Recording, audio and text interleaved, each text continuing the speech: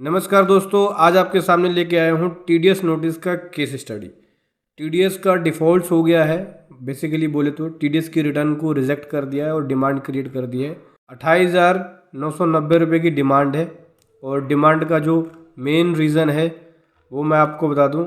आजकल pan card inoperative हो रहे हैं। इनऑपरेटिव किस वजह से हो रहा है? जब आधार और पैन से लिंक नहीं होता तो पैन कार्ड इनऑपरेटिव हो जाता है। हमारी रिटर्न बिल्कुल ओके थी, सब कुछ सही था, लेकिन काउंटर पार्टी जिसका हमने टीडीएस काटा और जमा कराया, पैन कार्ड इनऑपरेटिव हुआ, जिसकी वजह से ये डिमांड क्रिएट हो गई। चलिए समझेंगे क्यों डिमांड क्रिएट हो गई, कैसे डिमांड क्रिएट हो गई। जब हमने सही चालान जमा कराया और सही टीडीएस काटा तो बहुत कुछ सीखने को आपको मिलेगा इस वीडियो के अंदर, डिटेल में समझेंगे। उससे पहले बताना चाहूँगा, जो भी भाई बंधु मेरे चैनल पर पहली बार है, इस वीडियो को पहली बार देख रहे हैं, जिन्होंने अभी तक सब्सक्राइब नहीं किया, सब्सक्राइब कर लीजिए, साथ ही साथ बेल आइकन पे भी क्लिक कर लीजिए ताकि इस तरह का कंटेंट आपको मिलता रहे। सो दोस्तों देख सकते हैं, ये टीडीएस नोटिस का ट्रसेस से डिमांड आई है, जहाँ पे बोलते हैं कि आपने शॉर्ट डिडक्शन किया है और ये अमाउंट जमा नहीं कराया।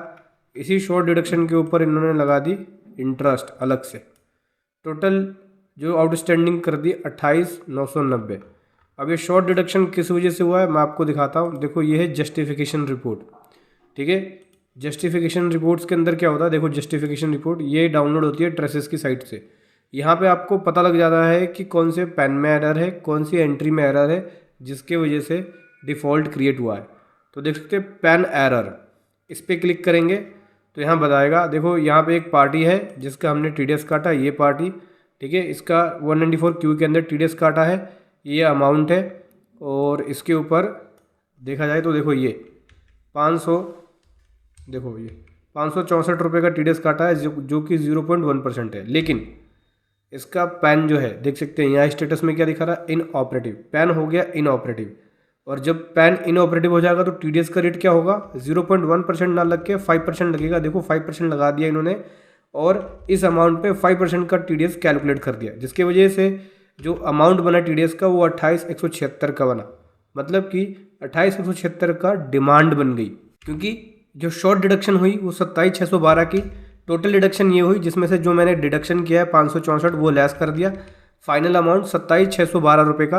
बोला कि आपने कम काटा है। कम इसलिए काटा क्योंकि पैन इनऑपरेटिव हो गया। पहले मैंने 0.1% काटा था, लेकिन इनऑपरेटिव होने के कारण इसका रेट 5% लग जाता है। जैसे ही पैन इनऑपरेटिव होगा तो उस केस में 194 के केस के अंदर क्या हो जाता है, 5% का टीडीएस लग जाता है, ठीक है। तो 5% का टीडीएस यहाँ पे लग गया 27,612 का। और देख सकते हैं 27,612.95 की ये डिमांड क्रिएट हुई और इसके ऊपर इंटरेस्ट कैलकुलेट कर लिया गया। तो जो टोटल डिमांड है वो 28,990 की बन गई। तो मेरी जो टीडीएस की रिटर्न सही गई थी, लेकिन काउंटर पार्टी का पैन इनऑपरेटिव होने के कारण मेरे पास डिमांड क्रिएट हो गई। अब मेरे पास दो रास्ते हैं। पहला रास्ता, या तो जो सामने वाली पार्टी है वो अपना पैन को सही कराए, ऑपरेटिव कराए। जैसे ही ऑपरेटिव हो जाए फिर से हम करेक्शन रिटर्न को, रिवाइज रिटर्न को फाइल कर दें टीडीएस की।